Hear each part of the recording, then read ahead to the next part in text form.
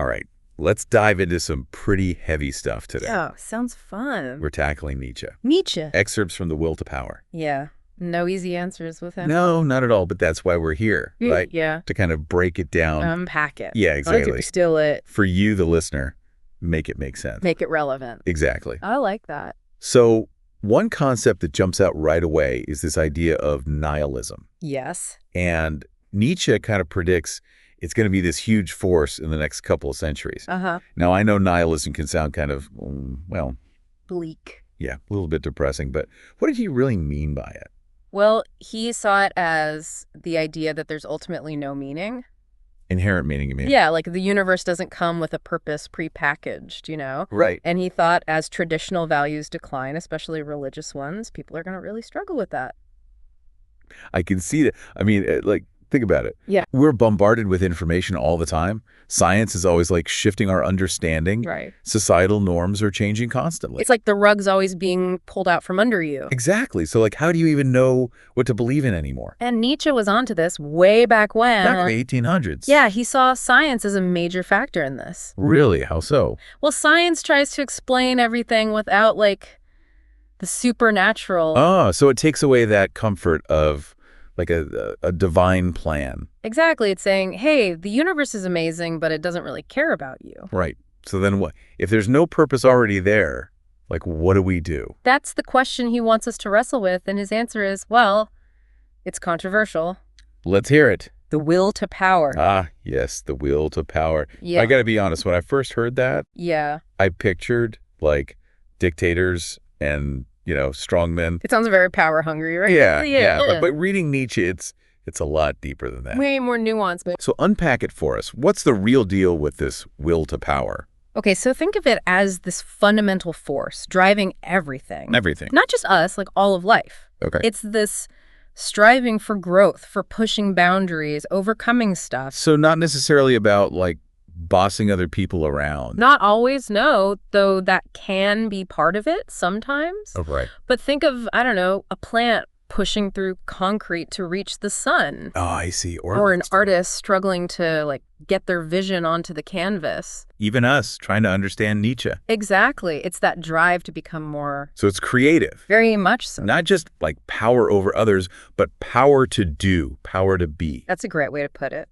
Okay, so how does this connect back to the nihilism thing? Well, that's where it gets really interesting. Okay. Nietzsche saw nihilism as almost like clearing the slate. Making space. Yeah, if we accept there's no inherent meaning, well, then the will to power becomes the tool to create our own values. Yes, exactly. So not inheriting them from tradition or whatever, Yeah. but we become the source. You got it. Wow. And that leads us to this other big idea, the revaluation of all values. It's a mouthful, isn't it? It is. It sounds intense. What's he asking us to reevaluate exactly? Well, he's not afraid to challenge, that's for sure. Yeah. He was very critical of what he called traditional morality. Especially the Christian kind. Yes, he saw it as life-denying based on fear and weakness. So like being humble, selfless, all that, he thought it might actually hold us back. That's one way to look at it, yeah. Interesting. He saw it as favoring the weak, stifling those capable of greatness. That's definitely a different take. It is. But in a world where everything's in flux anyway, maybe we do need to re-examine those old assumptions. Exactly. That's what keeps Nietzsche relevant today. He makes us uncomfortable. He does. But in a good way. In a necessary way, he makes us face the fact that maybe our values aren't serving us anymore. And that we could create new ones. More suited to who we are, who we want to become. That's a powerful thought. And honestly, a little scary. It is, but also exciting, don't you think? It is. It's both. That's the essence of Nietzsche, terrifying and exhilarating. He pushes us to the edge. And then says, okay, now what are you going to do? So if traditional morality is not the answer, what does he propose instead? Well, he doesn't give us a new set of rules. Oh. Instead, he offers this distinction, master morality versus slave morality. Okay, now this is where I started to get a little lost. Yeah, it's a key concept, but not easy to grasp. So break it down for us. What are the key differences between these two? All right, imagine master morality as all about strength, nobility, self-affirmation. Okay, embracing life fully. Exactly, including the risks, the challenges, the whole shebang. On slave morality. That one's more characterized by resentment, pity, humility. Coming from a place of, like, powerlessness. Often, yeah, it's a reaction against those seen as strong or dominant. So two completely opposite ways of looking at the world. And valuing different things. What's fascinating is Nietzsche saw this play out not just in individuals, but like whole societies, Really? cultures, historical movements.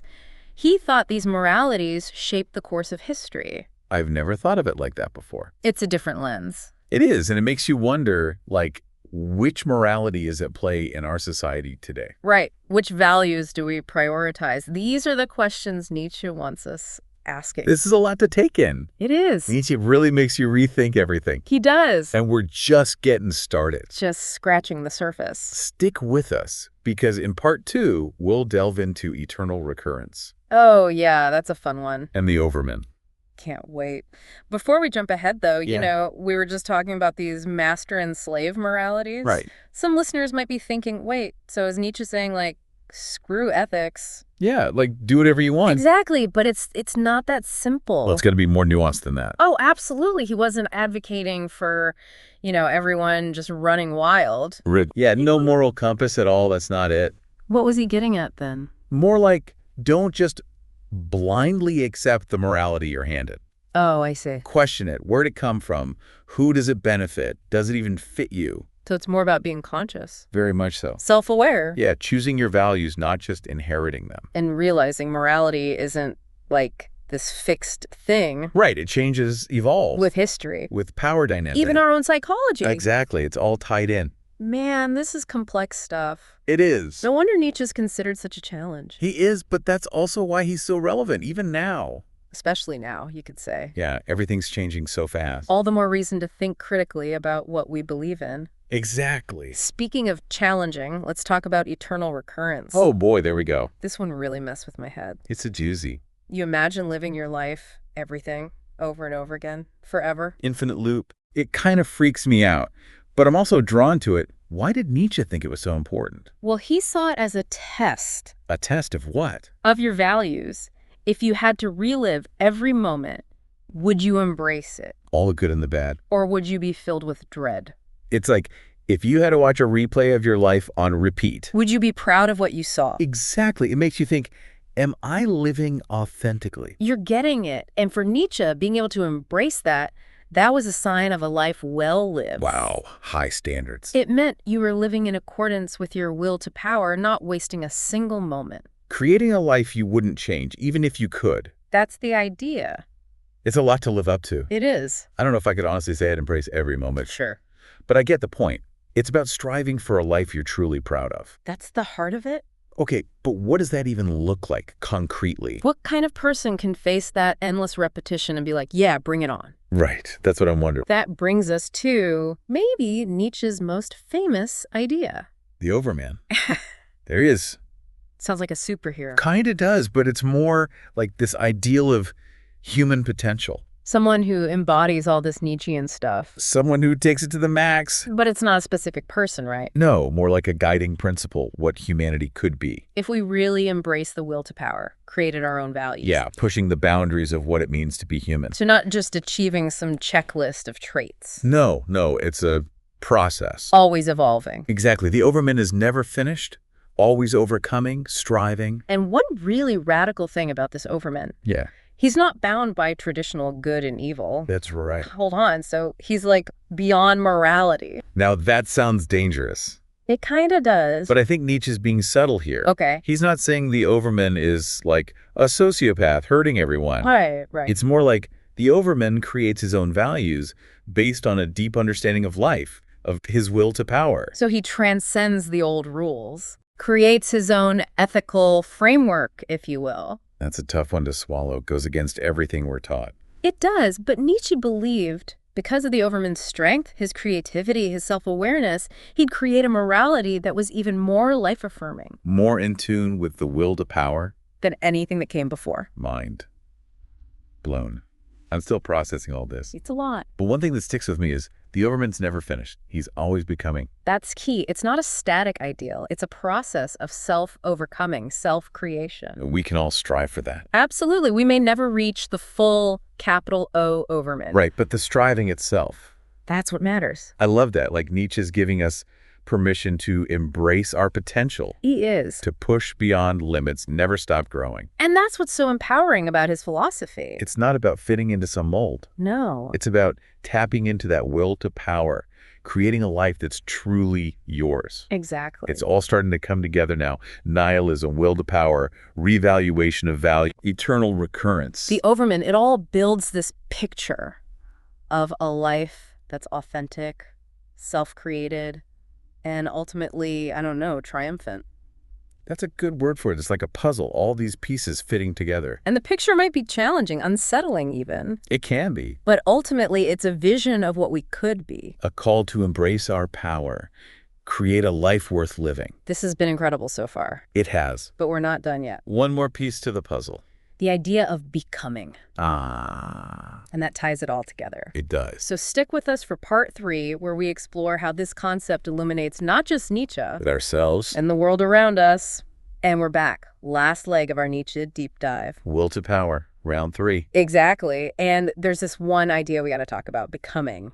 It's kind of the glue that holds it all together. The glue? Okay, I like that. Yeah, like without it, the whole thing kind of falls apart. All right, so break it down for us. What did Nietzsche mean by becoming? It sounds kind of, well, abstract. It is, but it's also like super important to how he sees the whole world. Okay, I'm listening. Think about it. Most philosophy tries to define things by what they are. Right, like their essence. Fixed categories, unchanging. Okay. Nietzsche says, nope, reality is about becoming. Becoming. It's all about flux, change, transformation. So not fixed identities, but constant evolution. Yeah, and it actually lines up with a lot of modern science when you think about it. Really? Yeah, like energy and matter are always converting into each other. Right, but Nietzsche takes it further, right? Yeah. Applies it to us. He does to our identities, even our values, nothing's set in stone. That's what I love about him. He makes it personal. He does. So how does this becoming thing apply to, like, me, you, the listener? Well, he'd say you're not defined by some fixed essence or like predetermined purpose. You're a work in progress, always shaping and reshaping yourself. Through our choices, our actions. Our thoughts even. So we're literally always becoming something new. That's the idea. And the engine behind all this, guess what? Will to power. Yep, that drive to overcome, to grow, to create. Not just accepting what is. Nope, we have the power to shape ourselves. Through this becoming. Exactly. Pretty empowering, but kind of scary too. It is, because it means we're responsible. For who we end up being. Like Nietzsche's saying, don't just sit there, create yourself. Every day, a new opportunity. And this is where eternal recurrence comes back in, doesn't it? It does. If you had to live every moment again, wouldn't you want it to be amazing? A life you loved that reflected your true self. That's the point. It's a call to action. Yeah. Not just accepting, but striving to become more. Aligning with your will to power. And that's where he critiques traditional morality, right? Yeah, he saw those systems as trying to box us in. Limit our potential? But the will to power through becoming, it breaks those boxes. Create something truly unique. Powerful individual. It's all clicking now, this becoming. It's like a way to understand everything. The world, ourselves, it's all in flux. And we can participate in that creation. That's what's so liberating about Nietzsche. No easy answers, no guarantees. Just constant growth, pushing yourself further. Becoming who you're meant to be. Well, this has been one heck of a deep dive. It has. Nietzsche's will to power, not for the faint of heart. But definitely worth the effort. I think we gave our listeners a lot to think about. And hopefully some tools to apply it to their own lives. Exactly, because this journey of becoming, it never really ends. It doesn't. Embrace the challenge, question everything, never stop creating yourself. Love it. And on that note, we'll wrap it up for today. Thanks for joining us. Until next time, keep questioning, keep striving, keep becoming.